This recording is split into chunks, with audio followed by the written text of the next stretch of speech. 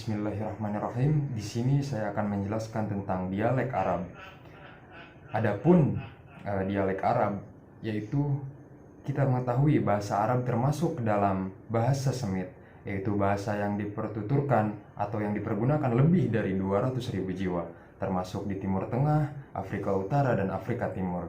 Nah, bahasa ini mempunyai kekayaan etimologi dan mufradat yang luas, terbukti dengan banyaknya kata-kata serapan di negara-negara lain yang berasal dari bahasa Arab. Bahasa Arab suatu kebutuhan mendasar dan penting bagi manusia saat ini, karena bahasa adalah media penyampaian ide, gagasan, dan pikiran manusia, dan tulisan dengan maksud agar dipahami oleh orang lain. Seiring dengan berjalannya waktu kehidupan, manusia beragam bahasa pun semakin banyak, diantaranya bahasa Arab, Inggris, Chinese, Spanyol, Korea, Jepang, dan lain-lainnya. Nah, di antara banyaknya bahasa di dunia, bahasa Arablah yang menjadi bahasa tertua dan yang paling lama digunakan dalam dunia ini. Apalagi sejak diturunkannya Al-Quran, bahasa Arab semakin berkembang. Nah, secara bahasa, lahjah bermakna gemar dengan sesuatu, mengucapkan dan membiasakannya. Dari makna bahasa ini bisa dipahami bahwa dialek merupakan sebuah ragam bahasa yang lebih disenangi atau lebih biasa dipraktekkan dan lebih mudah diucapkan oleh individu suatu komunitas bahasa tertentu dalam kehidupan mereka sehari-hari. Adapun secara istilah, Daud mengartikan bahwa lahjah, yaitu dialek, yaitu cara pemakaian bahasa yang berbeda dan cara-cara lainnya di dalam suatu bahasa, karena masing-masing memiliki ciri-ciri kebahasaan yang khusus, dan tiap-tiap cara ini bersama-sama juga dalam membentuk ciri-ciri kebahasaan yang bersifat umum. Nah, Daud juga memberikan contoh bahasa Arab di mana cara penyampaian bahasa Arab orang Mesir itu berbeda dengan pemakaian bahasa Arab orang Sudan, Maroko, begitu.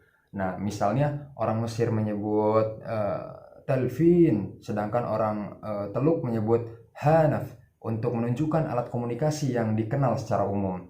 Nah, dialek inilah yang dipakai sebagai alat komunikasi untuk saling memahami satu sama lainnya dalam kehidupan mereka sehari-hari.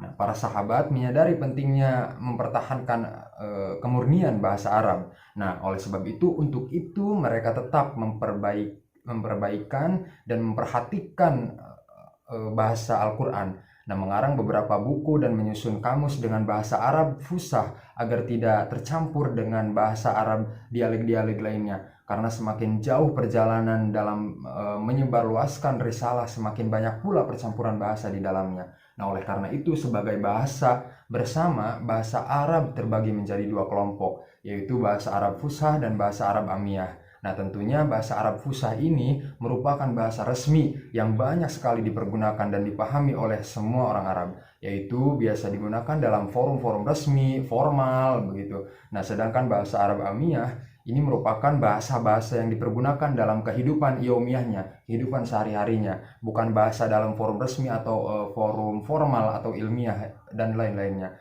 Nah, penyebab perbedaan dialek, ada banyak faktor yang menyebabkan perbedaan. Nah, diantaranya dialek satu dengan dialek lainnya. Nah, di antara faktor-faktor yang menyebabkan perbedaan ini, diantaranya adalah lingkungan. Lingkungan adalah faktor terbesar adanya perubahan dialek dari masing-masing kabilahnya. Nah, jauhnya tempat tinggal mereka atau sarana-sarana kehidupan atau perbedaan dunia yang dilihat, perbedaan cara memahami dan berbicara dengan redaksi yang berbeda tetapi dengan makna yang sama, begitu.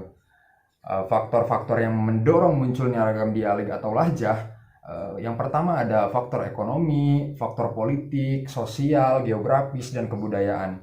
Nah, faktor politik ini, hilangnya kesatuan politik berimbas pada hilangnya kesatuan pola pikir dan bahasa yang sama, sehingga menimbulkan dialek-dialek yang berbeda. Nah, ketika suatu negara menetapkan bahasa untuk bahasa resmi, maka menggunakan bahasa Arab fusah. Nah, sedangkan bahasa yang digunakan hanya untuk sehari-hari, maka menggunakan bahasa Arab amiyah, begitu.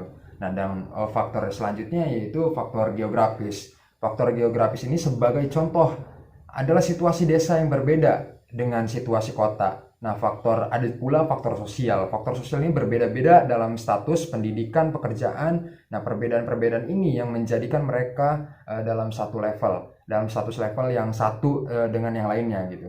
Dan level-level mereka ini berpengaruh pula pada bahasa yang mereka pergunakan. Nah, karena ungkapan bahasa mereka gunakan itu pasti berbeda satu sama yang lainnya, begitu.